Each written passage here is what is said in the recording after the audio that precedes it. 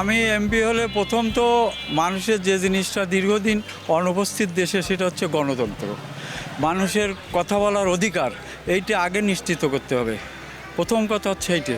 দ্বিতীয় হচ্ছে উন্নয়নের দিক দেখতে হবে যে সাধারণ যারা মানুষ আছে দেশে, যারা খেটে খায়, কর্মজীবী মানুষ, যারা মানে বেকার, তাদের বেকার সংস্থাপন, এই বেকারের সংস্থাপন সমস্যা দূর করতে হবে। এই দুটো কাজ প্রথম।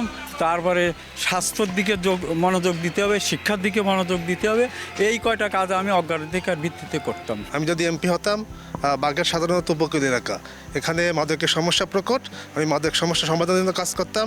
আর এখানে রাস্তাঘাটের অবস্থা ভালো, যোগাযোগ ব্যবস্থা খারাপ, আর যোগাযোগ ব্যবস্থা ভালো করার জন্য আমি চেষ্টা করতাম। বাগেরহাটের পুরনো রেল লাইন, এই রেল লাইনটা ফিরিয়ে আনতাম। যোগাযোগ ব্যবস্থা বাগেরহাটের জন্য, মানুষের জন্য যাতে ভালো হয় সেই ব্যবস্থা করতাম, সেই সুবিধার্থে কাজ করতাম। সর্বপ্রথম এই চিকিৎসা ব্যবস্থা উন্নত হওয়া দরকার, কারণ আমাদের এখানে এমন হয় যে কোনো ইমিডিয়েট কোনো পেশেন্ট হইলে আমরা এখানে সেই সার্ভিসটা পাচ্ছি না। তো সেই সার্ভিসটার জন্য আমার যেতে হচ্ছে হয় খুলনা বা ঢাকা।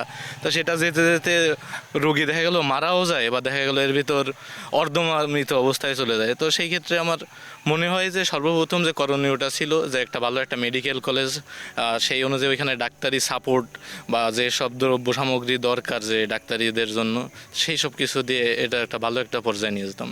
আমি যদি এমপি হতাম, আমি সর্বপ্রথম যেটা চাইতাম সেটা হলো যে মেয়েরা যেন নিরাপদে বাইরে চলতে পারে। তারা দেশের উন্নয়নের জন্য অর্ধেক ভূমিকা কিন্তু মেয়েদের থাকা উচিত। আমি যদি এমপি হতাম তাহলে প্রথমে আমি স্বাস্থ্য ব্যবস্থার দিকে তাকাইতাম।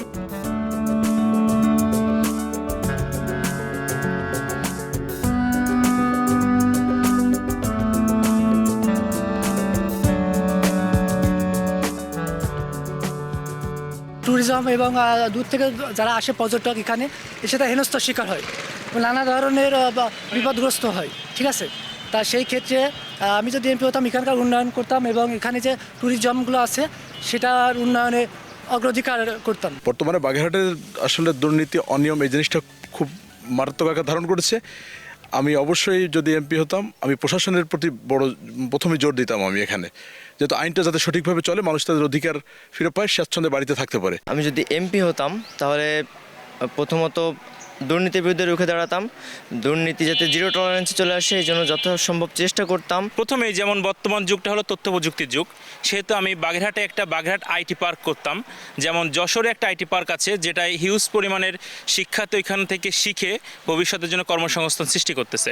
এরকম বাগেরহাটেও যদি এরকম একটা আইটি পার্ক আমি করতে পারি, তাহলে বাগেরহাটের যে বেকার সমস্যা আছে এইটা দূরীকরণ হবে। কারণ বেকারত্বের কারণেই কিন্তু যে মাদকাসক্ত বলেন বা এই যে গেমের প্রতি আসক্ত বা ইফটিজিং, এই সব কিছু কিন্তু বেকার মস্তিষ্কের কারণে হয়ে থাকে। তাই আমার প্রথম টার্গেট থাকবে হলো বেকার সমস্যা দূরীকরণ করা।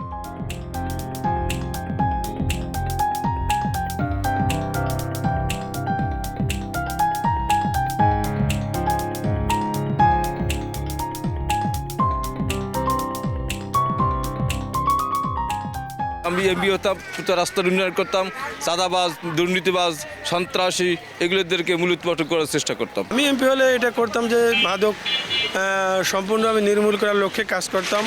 এর গোড়াপত্তন খুঁজে বের করতাম, কোথার থেকে যোগানদাতা কে কোথায় আছে, প্রশাসন থেকে সব ক্ষেত্রে আমি চেষ্টা করতাম দুর্নীতি উৎপাদন করা। আমি যদি এমপি হতাম তাহলে বাগেরহাটকে ইউরোপের একটা পার্ট বানাতাম, বাগেরহাট জেলাকে ইউরোপের একটা পার্ট বানাতাম, যেখানে ড্রেনেজ ব্যবস্থা নেই, ড্রেনেজ ব্যবস্থা উন্নত করতাম, ময়লার কোনো অবস্থা থাকতো না, উপস্থিত থাকতো না, পরিষ্কার পরিচ্ছন্ন ঝকঝকে, এবং মানুষগুলোকে সরকারি বা মানে বেসরকারি যারা অফিসার রয়েছে তাদেরকে ঘুষ দুর্নীতি থেকে মুক্ত করতাম 100%।